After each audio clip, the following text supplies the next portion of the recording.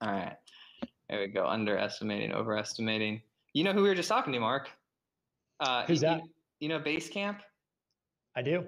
We were just talking to the like number 3 guy over there, Ryan Singer. He's like the head of strategy, product design. Man, that's really cool. Basecamp is one of those companies that's just, they're like so embedded in so many large companies. We use Basecamp at one of my old jobs a long time ago all the time. Oh yeah, I've been watching Basecamp since it came out. You know, When did they come out? a long time ago. 2009. I don't know. I mean, they're over 10 years old. They have to be, right? Yeah, 7 years old, 10 years old. Because, yeah, I think so. Yeah, 13. 13 years old. Yeah, so I'm having a hard, as I'm getting older. Mark, how old are you? 32. Okay, I'm 30. As I'm getting older, I'm having a more difficult time with like time perception. Like, I feel like it wants to be 5 years or 3 years or 2 years, but sometimes I say 2 and it's been 10. Sometimes I feel like it's been 10 and it's been 2. I'm having some trouble. So maybe that's early onset dementia, or I don't know. You have any trouble?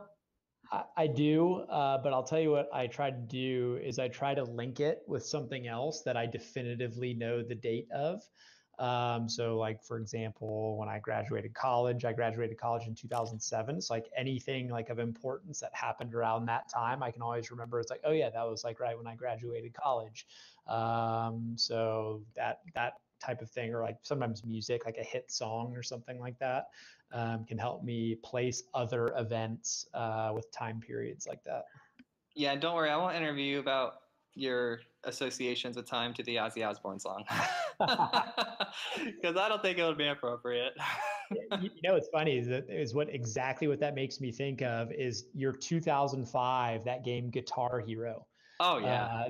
I mean, that takes me right back to playing that on Guitar Hero.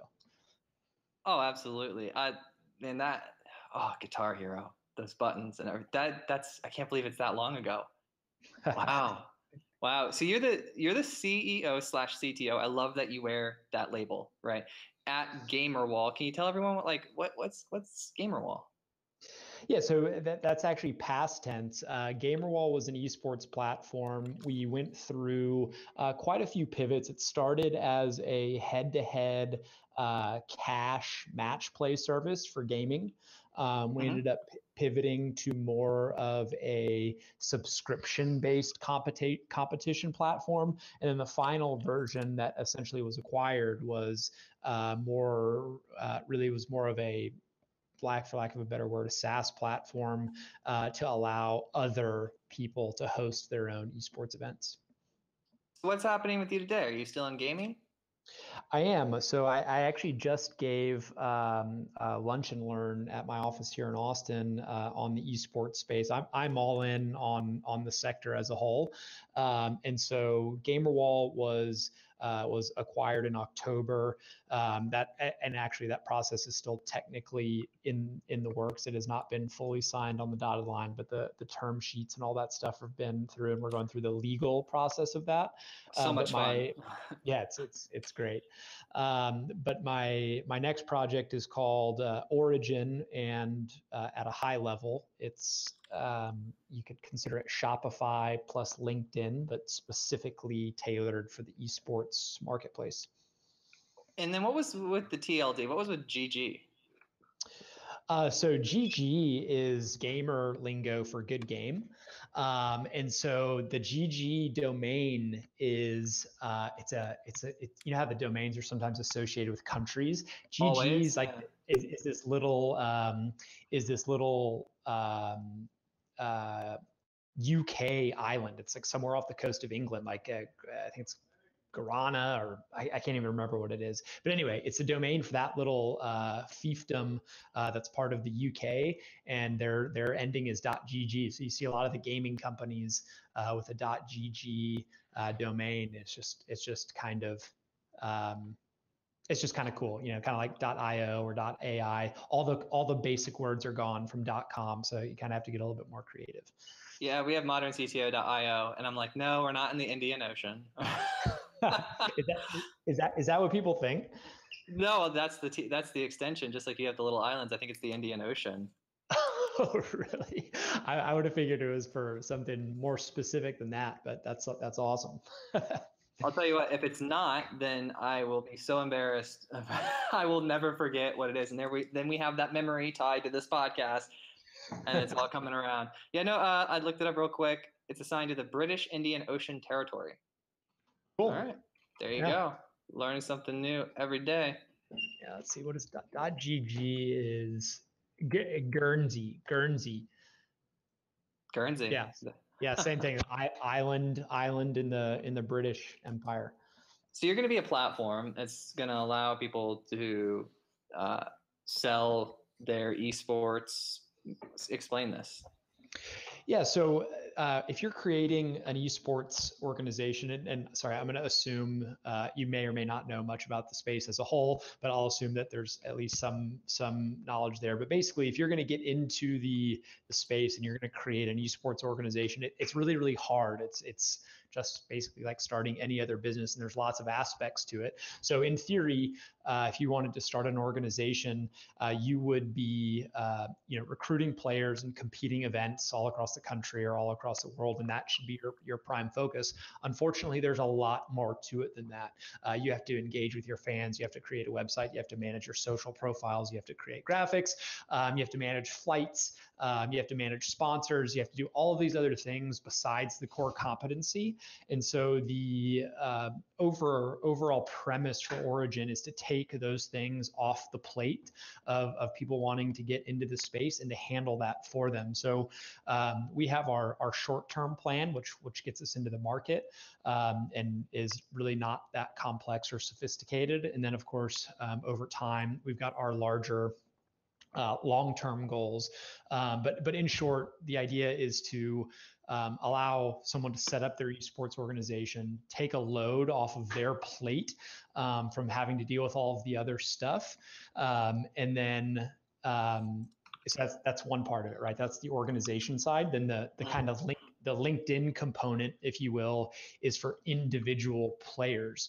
So whether you're a streamer or an actual competitive player, you can kind of create your profile and have that be your home base, for lack of a better word, so that people can discover you. So for example, if I own an esports team, I don't really have too many places I can currently go to recruit players. Well, this platform, if you've already set up your team on it, it's going to be really, really easy for you to search and network with individual players to perhaps join your team.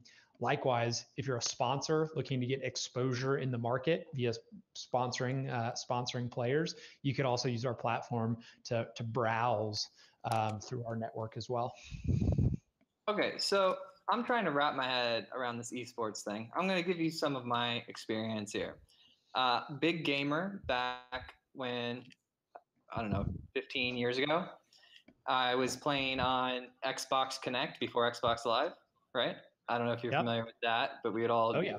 Okay, cool. So I was in it back then, and then Xbox Live came out, and then I got on Team Compete, and I was playing Rainbow Six 3, Call of Duty, those types of games, and I can't remember some of them, but man, they were. I'm sorry. This is nostalgia just happening to me. I'm at a loss for words. All of these things, I can still remember some of the maps of these games. It's like, oh, you got to hide behind the embassy. If you dig there, there's a glitch. Oh, so great. So all that's flooding my brain right now. But we would compete with each other in that fashion, then team compete, and then eventually, like way late to the game, Xbox actually came out with some sort of team management systems inside of some of their games where you could join clans and do all this stuff. Is this kind of what we're talking about? Like these teams of players? Yes, to some degree. So interestingly enough, I actually just gave a quick lunch and learn on the space as a whole. But to sum it up as briefly as I can, basically what's happened is a competitive scene has developed. There's lots of reasons for that, but the probably most important one is the proliferation of broadband internet. And so now you're starting to see games be specifically made for competition, and then you're having leagues be created around them. And so most recently, that probably gets the most media attention is the Overwatch League. Have you heard of Overwatch? No. So Overwatch is an Activision Blizzard game. They launched it probably 18 months ago, and there's already a league in place for it. The game was built specifically for competition, and the franchises were sold for $20 million a piece. I think there was like 17 franchises sold. So these teams are like, metaphor would be a sports, pro sports franchise. They are out there and competing in these leagues and creating content and building up fan bases and interacting with the gaming community. And so the marketplace as a whole is just exploding at an incredible rate. In fact, I'm going to email you right now the pitch deck. There, some of it won't make not a pitch deck, sorry, just the presentation I gave. A lot of it won't necessarily make sense because it's meant to be talked through, but it'll give you an idea, and there's at least some images that will provide some context for you. So these basically, it's just exploding from what it was. When I was experiencing that, just baby version of it, and now everyone's like becoming like, to be an esports individual is to play competitively games, correct? Correct. And to take it a little bit further is that, to officially have that title, you probably need to actually be competing in like legitimate events, where there's like a prize pool. Okay. So here's where it got me. Here's where it threw me from my intro into the industry back out. And then looking back on it is esports was directly tied to sports only games in my head. So that was my bad, right? So like in my head, the only time anyone would use esports is when we were playing Madden or something like that. So I'm like, wait, is this just like football? And then people keep using the words leagues, and I'm like, wait, because I don't play sports games. Sorry, I'm not interested in them at all. I'm first-person shooter guy. That's what I do, right? So when you said esports, I love that it's like the term has matured and grown and adjusted, and now it's referring to anyone who's playing digitally. Is that correct? That's correct. And actually, it's so funny you talk about the sports games, because the guys that are so there's kind of two factors to it. One is PC gaming versus console gaming, and that is its own little section of PC gamers kind of hold their nose up at console gaming to some degree. Likewise, likewise, the people who play League of Legends, Dota, Counter-Strike, Call of Duty, Overwatch, the actual technical esports titles also kind of hold their nose up at those guys who play sports games as well. I love how diverse it is. It's just like life, right? Like everybody segments, and then they all like, my way's better. So it's super interesting how they all are falling under the, and I love how money has gone into this. Like I love that we live in in a world where like this is a thing.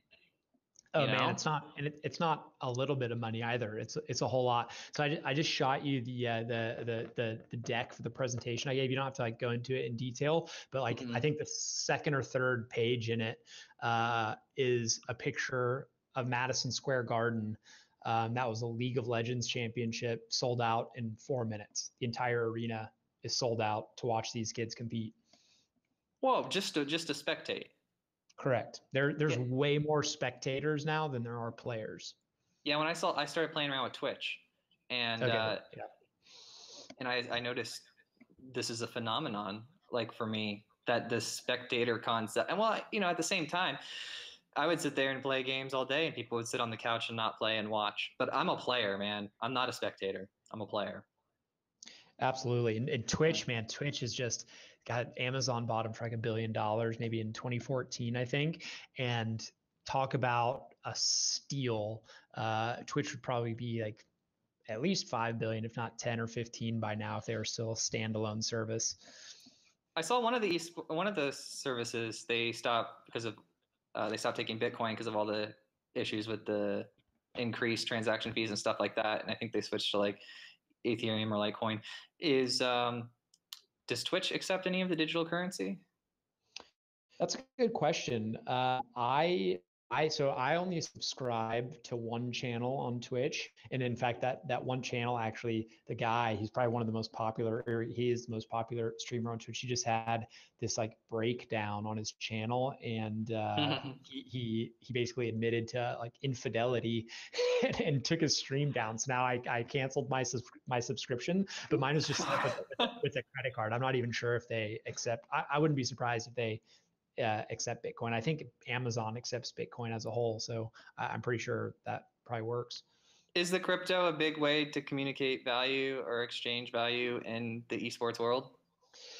It is, but I would say it's only like marginally more widespread. Like it is more widespread than just in the general population, but not that much more. I think there's kind of a misconception that if you're involved in esports, like you're more technical, but like really that's I have found that not to necessarily be the case, because you're just because you're a gamer doesn't really mean that you're into all things technology. You're typically just into like building a really awesome PC with cool components and making it look cool. And so there's a ton of potential use cases in esports for crypto, just like there is for use cases like in everything, but it's probably a little bit more widespread in the gaming industry, but not much.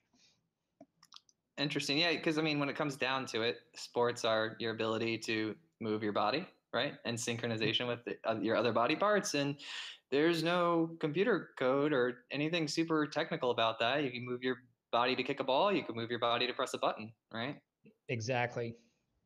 Yeah, look at here. It looks like I'm opening the PDF you sent.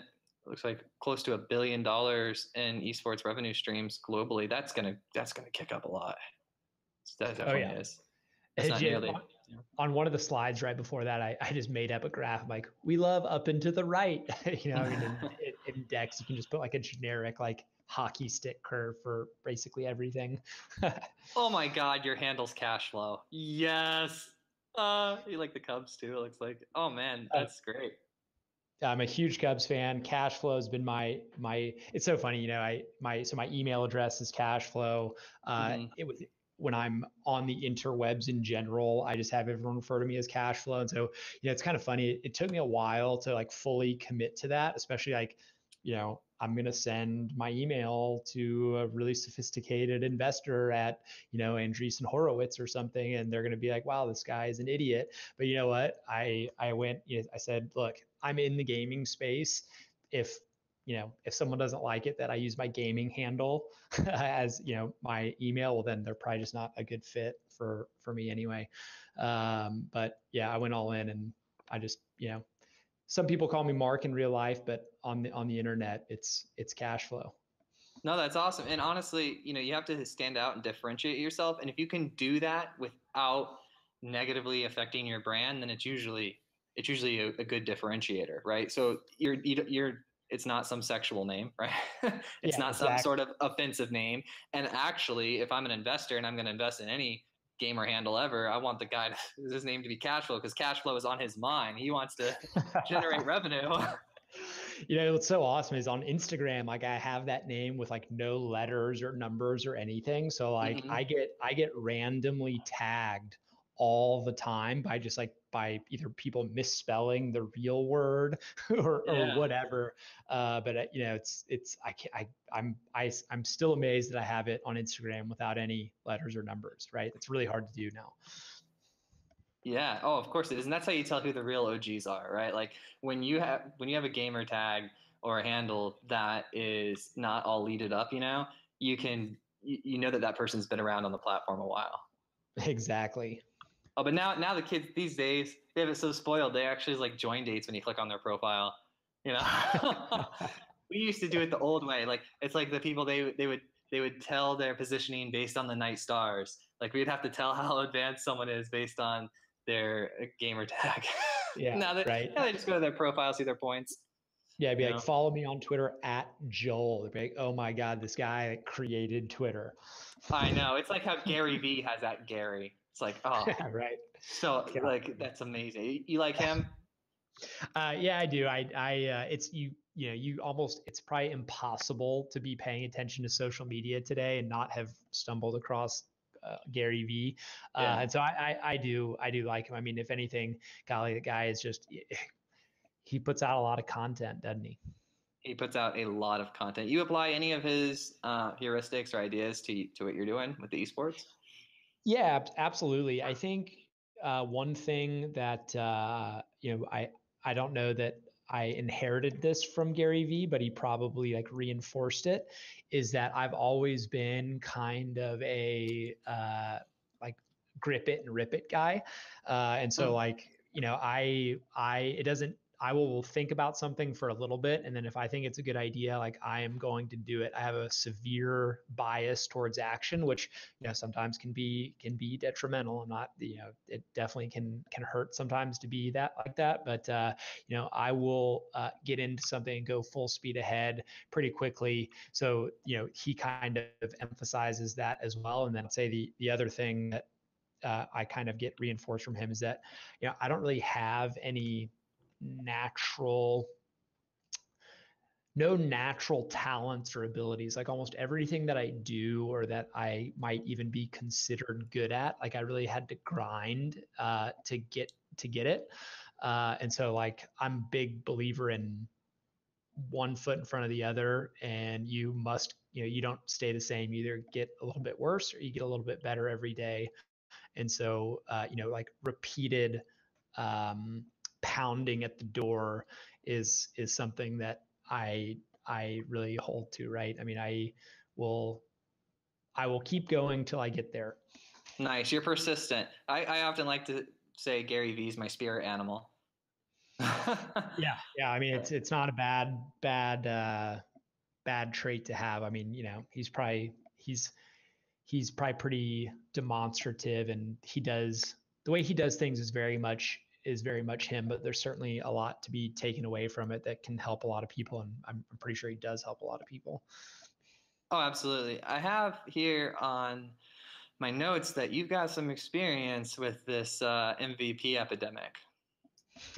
Yeah, so that's actually how you and I met in the first place, Yeah. chatting it up on the interweb. So good job Oh, on no your way. content. You're one of we were talking in the comments? Yeah. Oh, hell yeah. So good job on your content marketing, because you targeted me, who is a CTO, and was on a topic that is like very relevant to me. And so you scooped me up in that net very effectively, and here we are today. It's all about bringing that value, though. Like that's all I want to do with this. I'm not looking for money. I'm looking to bring just tons of value and kind of, I can't go back in time and help myself 10 years ago and give myself advice, right? Like I can't do that. But there's another generation coming up, and it's only growing and it's only getting bigger. There's only more technology people coming.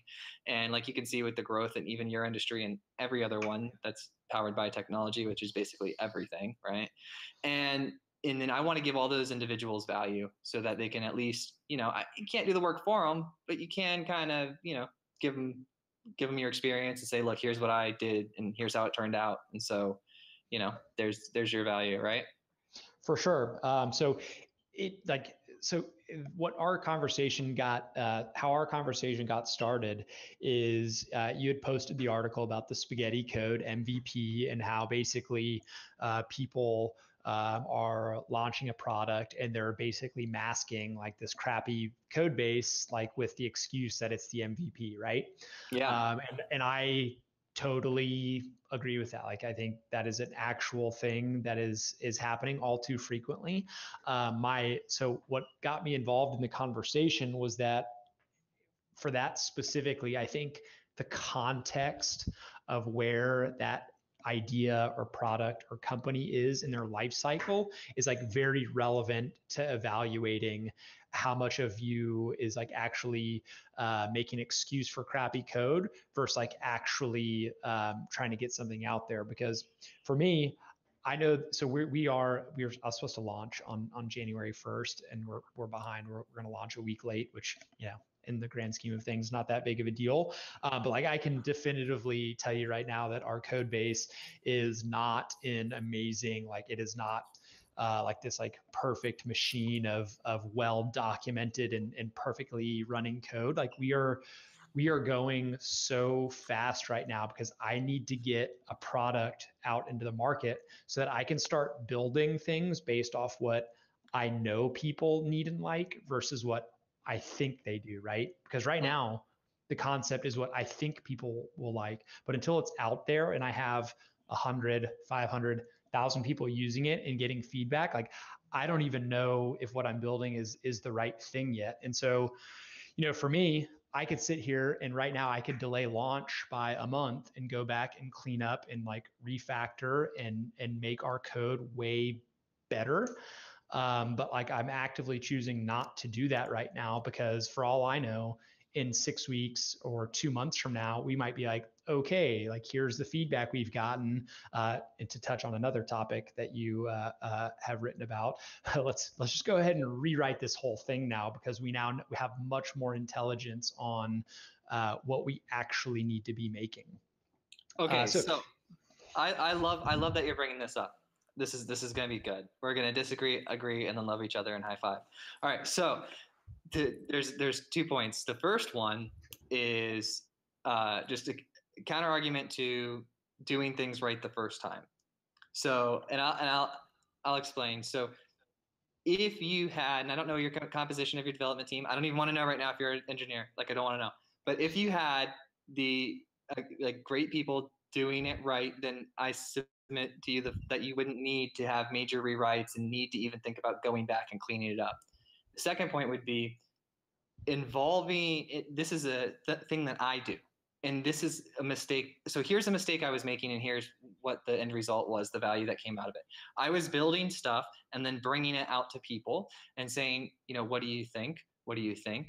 And then getting feedback and going. I was able to shorten that life cycle by first going out to the people, bringing them into the like sort of sketching, wireframing design, and figuring it out. Then I was able to skip a development cycle by actually not making the product and instead doing it with sketches and saying, all right, this is what we're going to do. How's that going to be useful? Oh, well, I don't want that. I want this, things like of that nature. So that was like a little trick I accidentally stumbled into. And now that's how I always do it. Yeah. What do you think of that? I think that's fantastic. So, so the first thing you mentioned about being built right the first time, I 100% agree with that. The caveat there is that specifically what you're building from the get-go. So for example, we started this project probably 10 weeks ago, but our scope has changed for several different reasons, but our scope has changed between when we first started and today. And so that, of course, can make things a little bit more complicated. And then to your point about the second part about like going out and designing, that's almost exactly what I did. I took wireframes out. I said, hey guys, what do you think about this? What are the things you need? But to some degree, there was only like, I probably spoke with maybe like, I don't know, call it 55 or 60 people that I either reached out directly to on Twitter or in a Facebook group or something like that. And that was like the basis for a lot of what we are currently making. But and I think that's really great. And hopefully that does save us some time in the long run. But like in terms of getting to, significant growth stage or like meaningful revenue or whatever, that those are kind of our particular metrics, but whatever you're trying to get to, depending on what your price point is and all that stuff, again, even with 75 people, you may or may not have made something that's actually going to have product market fit right as soon as you build it. Right. I mean, it'd be awesome if you made something like right away and it's like, yeah, this is perfect when we build it the first time. I am probably not smart enough to do that.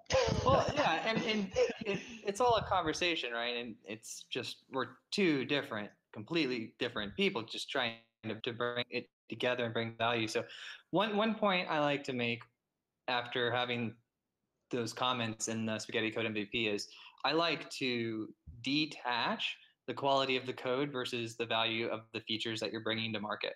I look at them separately. So like I can have a completely solid code base that's done reasonably well, right? That's reasonably maintained and reasonable quality, balanced with time, budget, and skills, right? And then that I look at that detached from the features that will make my application bring value to the market, because in my mind they're separate. That's an interesting concept. I don't think I've ever articulated that concept in my head before. So that's interesting. Yeah, because everyone merges them together. And so that actually, like, I I didn't realize, I didn't have that explanation until just now. That was like on the fly, but that is what I felt inside. That's like what I felt inside for so long. And thank you, Mark, for letting me get it out. Well, dude, sorry, hold on. You need to write that down, and that is a great little piece of short form content for an Right? Instagram post right there. That's a little chunk of gold right there. Done. No, so then I think also with you in the market, man, 75 people, that's a lot. That's great. I think that when you go through that, that was the most right thing to do. And I would be surprised if you were able to identify value that you bring into the market, and then you're able to build a version 1 and then bring it out into the market to like test it and let people use it, and it not bring value, right? Correct. Yes, that is fingers crossed. Yes. So I don't think it's fingers crossed. I think it's like logical. If you went out and you surveyed the market and you said, all right, well, here's where the value needs to be brought, right? Here's where we bring significant value. Here's the gap that we're filling, the need that we're solving, right? And then you go build it, you will have a reasonable amount of success. I think the big variables there is how scalable is it in this, not in the sense of the code structure. How scalable is it in the sense of a problem? Like how big is the problem? So if you go to, design a tool that is only ever sellable to 40 people on this planet, you could have 100% market penetration and like not be a company. You know what I'm saying? Yeah, no, absolutely. I guess it depends on how much you charge them, right? If if it's $1 million a year, then that might be a decent company. But yeah, I get what you're saying. Right. Or maybe it's collectively you're charging them 10 grand a year, but your costs on it are 1,000. It's still a business. It's massively profitable, right? But yeah. Yeah, I think so. Kind of what you're touching on there is, it's so funny because you go and you talk. I talked to so many people, and so many people have so many different opinions, and yet we're all our own person in the world. And like ultimately, like until we actually get in there and start mixing it up and doing it, like all of the things that come around, like are it's so hard to take advice, especially from like all these brilliant people. So like, for example, Warren Buffett and like Jeff Bezos, Elon Musk, these guys talk about focus so much as like a thing, right? Yet at the same time, as the CTO slash main, I own the entire company, right? I'm funding it all and everything. Like I'm in charge of everything. Like I quite literally can't focus on like such a singular thing. And I'm using focus as an example, tying back into all the stuff you hear.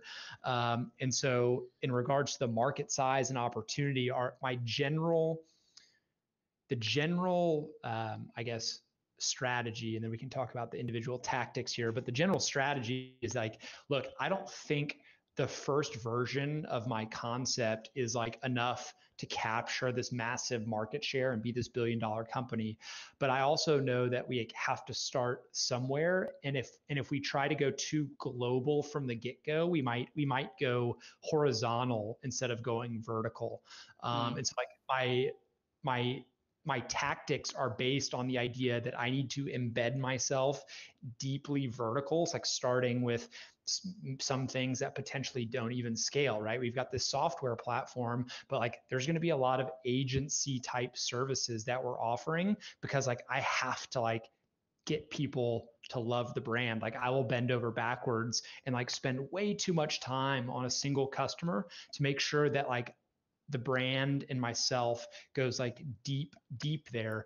And then like, now 6 months, a year out, yes, I have those big stretch goals and like grand ideas that are always there. And we periodically check to make sure we are working towards that.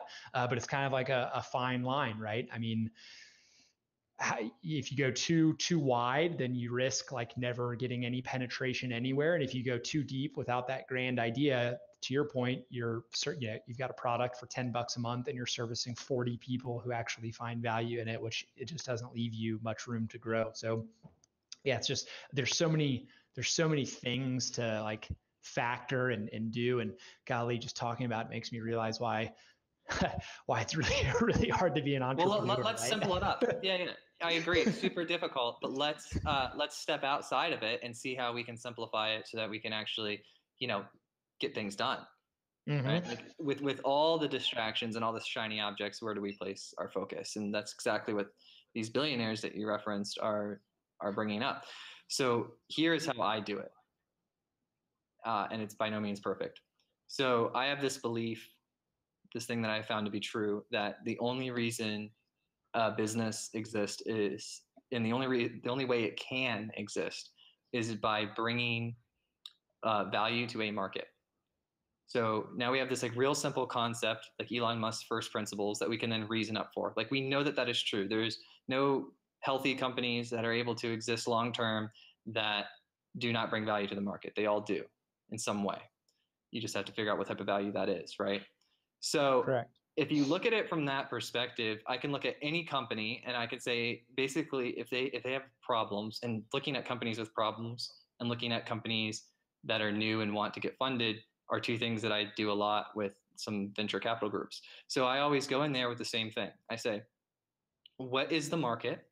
And I use this analogy. I say, you have a lemonade stand, right, Mark? You have a lemonade stand. You got two options. The first option is you can build the lemonade stand in a field where there is a path, and then you can go put a sign on the path and convince people to walk over into your big empty grass field and purchase some lemonade. That's option one. Option two is you can find a crowd of people, burrow your way through the center of the crowd, and construct a lemonade stand. Which do you prefer? You prefer the second one because distribution's the hardest problem anyone ever has. If you put that lemonade stand in the middle of that crowd, right, then you are solving your distribution problem. And so that's what I like to talk about distribution when you're identifying a market. That's what I talk about. How, find that market, find where all the eyeballs are. Gary Vee says, find where all the attention is, and then place yourself, create value that can be injected into the existing market rather than trying to create your own market. So the way you could, the second part of that would be like when you talk about the business, the lemonade stand, that's when you have to identify the value. So the first thing I like to do is identify the group of people and the general idea. So like if I were like esports company, I'd say, okay, well, I want to do something in esports, and here's the group of people, and there's a large group of these people, and you even sent me demographics, like how many there are. And now I want to go stand in the center of them and start talking to them and find out what's the common theme between all of them. Where's the place where I can bring them value? And then once I figure out how to bring them value, then it's just an execution thing. Because we're relying on these basic first principles of thinking, we understand the principles of business, and that if you bring value into a market and the market deems it valuable, they will consume it. And then everything else is sort of like, fairly easy in the sense that you just have to execute it. Right? What do you think of that? Man, I think it's so spot on, and I'll be gosh darned if you didn't. I'm like a roller coaster, right? Like I'll go through like periods where I'm like real stressed out, and then like I'll have conversations like these, like thought processes like these that like bring me back down to earth, and I'm like, okay, we're good. So like I agree with pretty much everything you said, and it actually leads me to wonder. So going back to all the information that swirls around all the things. So the phrase "build it and they will come," I have no idea how that phrase is still uttered because it's just so not true in my experience. It's build it and then make sure millions or billions of people know about it, and then they will come. like build it. Like it's like, I don't understand how build it and they will come is still a phrase that's even spoken, because like, yeah, like distribution is the key, right? Yeah, if we all had unlimited marketing budgets, distribution's probably not that hard. But when you're on like a shoestring budget and you're trying to bootstrap a startup, like how can you actually get distribution like effectively and like get a massive bang for your buck is huge. And so for Origin, I am like 95% confident that our current model will provide value for people and will be used. The existing options are not like super great. And so yeah, I mean, I think you're really spot on there. Yeah. So for each business that I'm a part of, I have in my mind, there's one thing. There's only one thing. There's one macro value that they bring. Okay. And then whenever there's stress, or I get calls from the CTOs, or I get calls from the people, and they say, "Oh, we're stressed about this, that, or that," I said, "Look, all right, deep breath time. What's the one thing that you do? Like, what is the reason that your company exists?" We go back to that one piece of macro value and just say, "Look, in the long term scheme of things, like, does this really matter? Like, are you hitting that value? Like, take your focus off the details of what's going wrong and put it back on the value, and then see if those little things that are going wrong even matter. Like, do I need to put my time to this?" Everything that we do, when we have a list of projects up on a whiteboard right now, and we say, whenever we put them up, we have tons of ideas, we get distracted, we're like little shiny objects everywhere, and then we're constantly, taking things off the list and saying, no, because it doesn't match the one piece of value. And if it doesn't match the one thing we're trying to do, then we don't do it. And that's because if you go back to it, the only reason that the company can exist is by bringing value to the market. Now, another thing for marketing budget. So you're lean, right? You're a startup. Well, we can leverage the human experience because humans make human decisions, right? Most purchases are made emotional and not logical, right? So they do things human ways. And one thing that humans do is they talk. Information can spread like wildfire through a network at an unbelievable rate, right? And that's free, right? So all you kind of have to do is spark the wildfire. So if your value is good enough, if your business is relevant enough, if what you're trying to bring to market really has value, rather than you trying to convince the market that what you're doing has value, if it really has value, most of the marketing will take care of itself. You just have to do a few basic things and get that spark going. And John's going to tell Mary, who's going to tell Sue, who's going to tell Mike, and everyone's going to be like, "You have to hear about esports." I'll tell you what, if any of these large companies that have distribution solved, if PlayStation does something, they're a $100 press release away from the world knowing about it because they have distribution. But let me tell you what, if they did something that did not bring value, they put a press release out that did not bring value, we changed the color of our coffee mugs at PlayStation, it's going to go nowhere. The information will not travel because it's not relevant. It doesn't bring value to the market, and the market will spread the information. So when I talk to people who have ideas for things, I say, instead of having an idea for something, like, have a need for something. Like, come to me with a need that's in the market. Say that this market is underserved. There's this need. We need to bring this value. That's way better than like an idea to test or try, because if the market already needs it, then it's way easier to build it and distribute it to the market. Yeah, very, very, very true. So what is it for your, like, what's the, not to put you on the spot, what's the value that you guys bring? This is like, I'm glad you asked, because I am prepared for that type of question. But Origin allows you to build your esports empire in 5 minutes or less. So in 5 minutes or less, you can get the basic structure and setup for your esports organization done.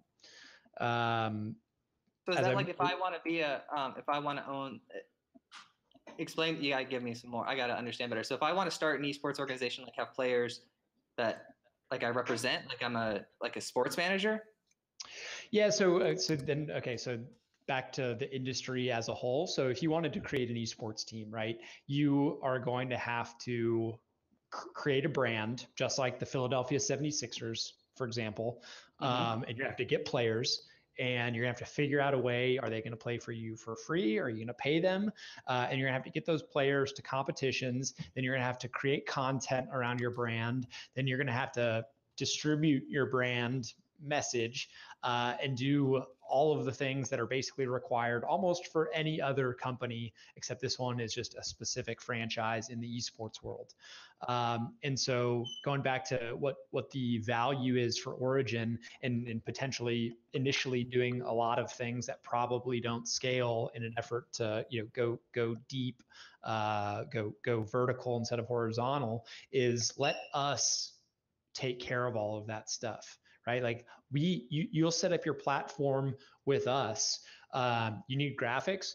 Great. We can handle that for now. This is not really a long-term plan, but as an agency, we can create graphics for you if you need them. Like all of that stuff that you like is tremendously stressful, especially if your main focus should be on recruiting good players and practicing and getting those guys to competitions.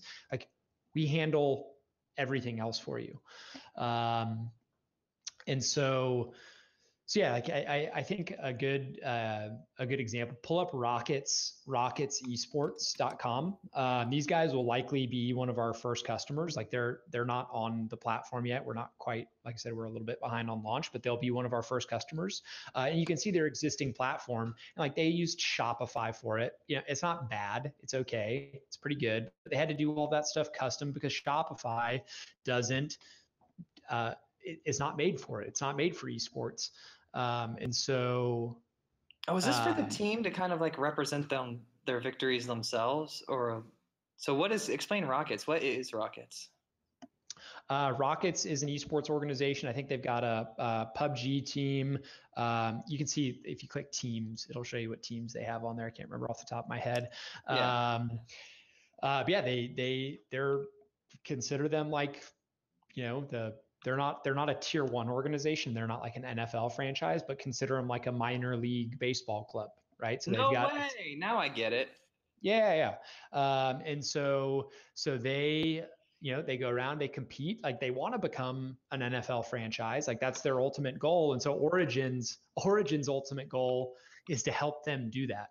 And so as you can see right here, like on their site, like they handle all of that stuff in-house. Like them having to deal with everything that you see on that platform takes away from their core competency. Interesting. I'm liking this now. All right, there's a problem that it took that long for us to communicate this. I'll send you some notes after the show. Because like all of a sudden, boom, it clicked. Like I got it. I get what you're doing, right? Yeah. So like if you know nothing about the esports industry as a whole, it's very difficult to wrap your head around. I've had this. It's so funny with GamerWall. We spent way more time talking about the industry than we ever talked about like what we were doing inside the industry. And so yeah. So what you're seeing right there is like the Shopify portion of it, right? The part that you're not seeing there is the LinkedIn part of it. And to be honest, I really hate like using those types like that. Like we're the Uber for like. I just cringed. Yeah. Yeah. I don't like doing that. But like at the same time, I'll be darned if there's like sometimes when you're talking, it like happens to be like pretty effective at getting the general concept across. But anyway, I won't even say the LinkedIn part, but whatever. The social side of it is that, okay, so they have these rosters of players, right?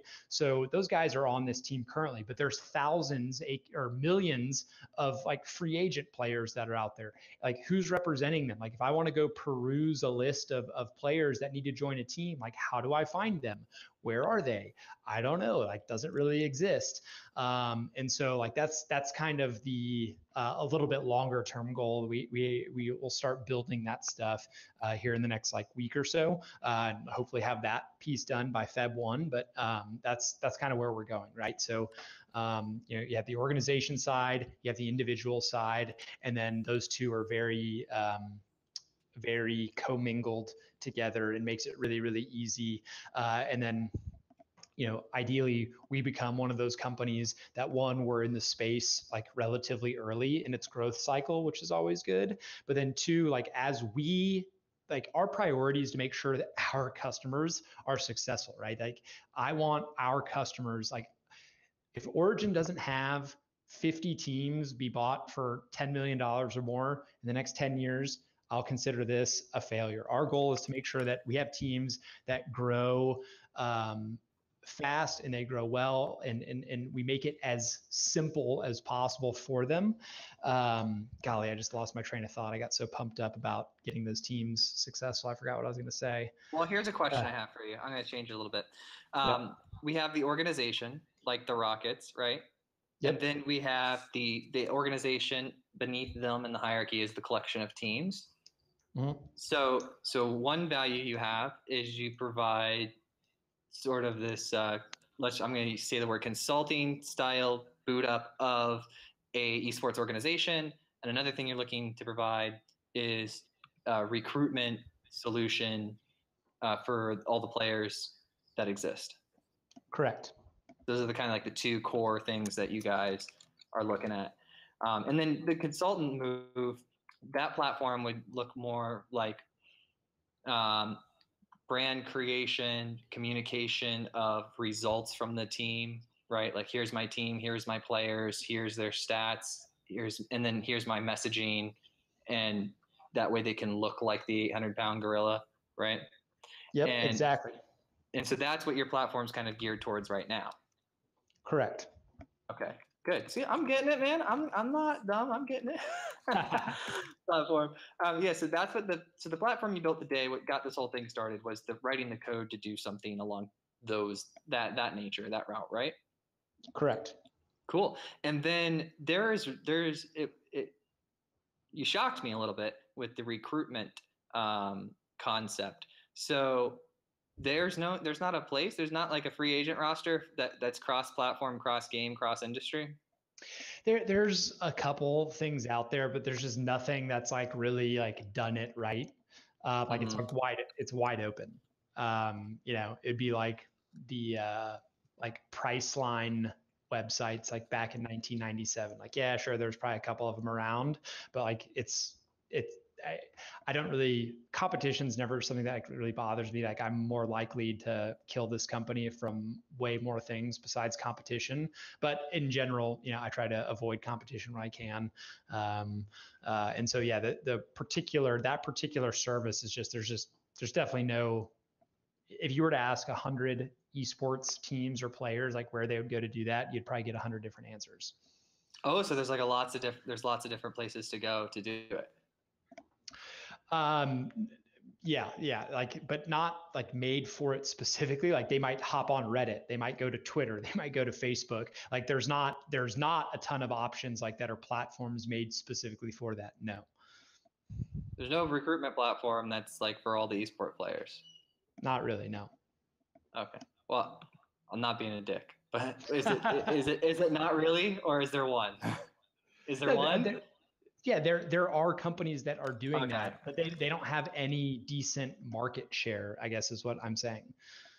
So they're failing from a business. They have the technical platform to enter the data, but they don't have the numbers and the brand reputation. Correct. So there's the marketing play there. All right, now here's a question. How many potential customers do you think exist in your initial platform, the consultant? Like how many of these people are actually trying to create these organizations that have teams? How many of those people are there? Yeah, so for one thing's really important. That number is like growing super duper fast. But in terms of a flat number, I put that around 500,000. Of those, I anticipate that maybe 20 to 30% of them would actually like fall into the paid sales funnel, right? Because the kind of, I think it might've been on your blog actually that I read it, like, it's just really hard to win like the feature war game, right? Because like, there's just like, I'm not smart enough to create like truly patentable, like technology. And so we're trying to avoid like feature wars. And so like our pricing model is not going to be based on features. Like everyone who signs up gets the full suite of features that we have available. Our pricing model is based on usage. So of those, we're kind of anticipating like on a rolling basis, maybe 20% of them actually like falling into the paid category. Interesting. So you got 500,000 people out there that are trying to create these organizations to have teams, like these entrepreneurial type people who want to create these brands and have teams under them. Of that, maybe 20, 30% are seriously like have some cash to start the organization. Yeah. And I mean, our pricing is most likely going to be around $50 a month. So like, it's not like when you say have the cash, like quite literally, yes, have the cash. Like we're not talking about, arms and legs here. $50 a month to like host the platform, and everything that we're going to be offering for esports specifically is like, we might move that up or down a little bit, but it'll be right around there, which, hopefully that's not too much of a deal breaker for people that are like, yeah, we actually like want our own domain instead of a subdomain, Oh yeah, and be able to hook it up. So that's the platform that you built then? Correct. Oh, great. So that's smart. I like that. I believe that those numbers are real. Yeah, that looks good. Do you guys have a free version to collect those other 400, 300,000 people? Yeah, the entire platform's free. So one decision that we just made recently was we are not going to do like Google AdSense on the free platform. Like there's not going to be any of those like cheesy ads even on the free platform. What we are going to do is, it's funny about this. I'm like telling you everything we're doing here, but I don't even care because ideas are like a dime a dozen. Anyone else listening to this in the future, hey, if you want to take the same idea and run with it, let's go. I don't even care. Yeah, good luck. Bring the value, Yeah, exactly. Like I'll take myself on an execution race any day. But anyway, so what we're gonna do is. So a big part of an esports team is gathering sponsors. So one of our kind of consultancy agency services that we're actually have a plan to automate once we get a little bit more feedback will be like helping these people acquire sponsors. So when you're in the position that you're actually ready to get a sponsor, that also means that you're most likely ready to start paying for the platform. And so all of our free tier websites will have sponsors sections, like who they're sponsored by, but that's controlled by us. When they upgrade to a paid plan, they control that section and can put whatever sponsors they want there. So they could easily get a sponsorship for $5K a month from Razer mouse company or whatever, and then put that logo there, and they're only paying us $50 a month, right? Sweet deal. Whereas the free people will have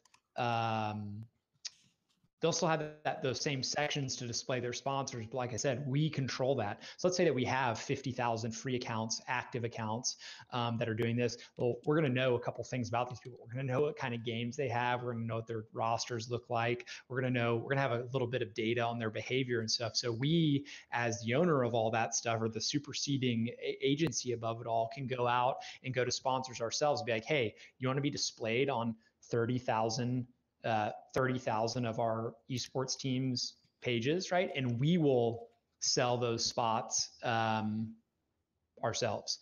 And we, that's going to be a little bit harder to like start creating revenue than it would be if we just like plugged in Google AdSense or one of those other but like don't do it platforms. though. Yeah, never do that. No. Yeah, no. We're not going to do it. And so yeah, that's kind of like the revenue model for the free. So we can actually cover our server costs for all the people that are using the free stuff. So here's an idea.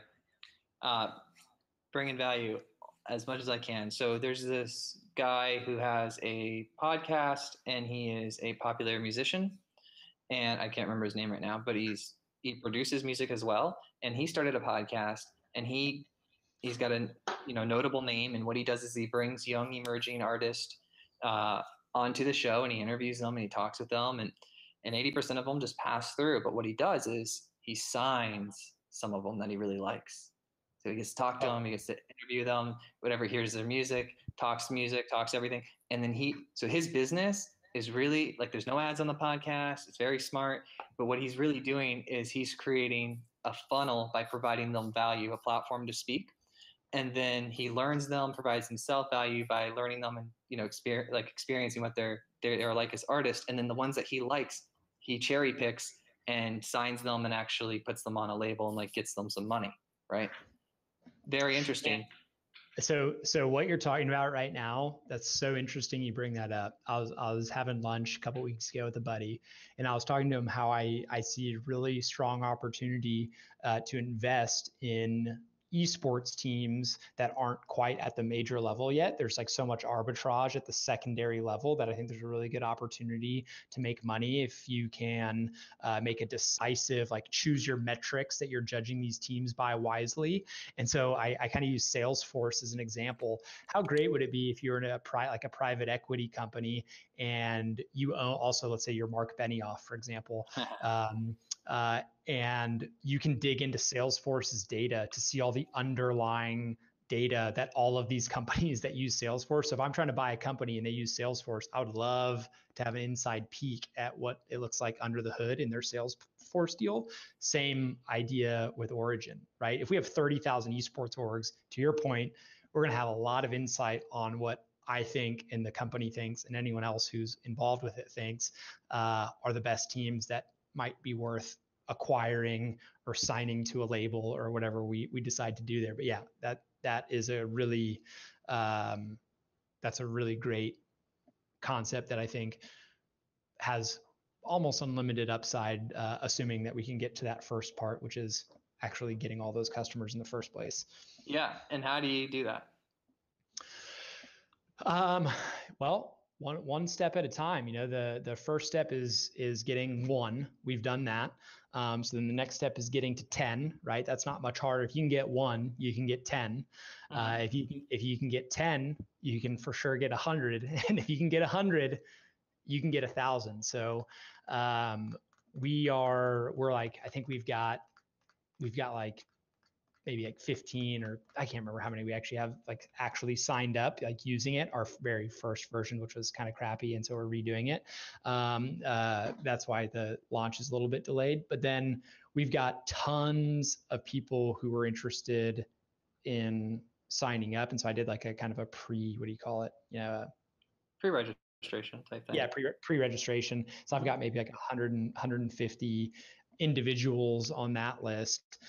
And so, yeah, to your point about growth, word of mouth is something that we'll rely on a lot. But in the meantime, the amount of customers that we're looking for to like validate this concept is not so huge that it's like out of this world crazy, right?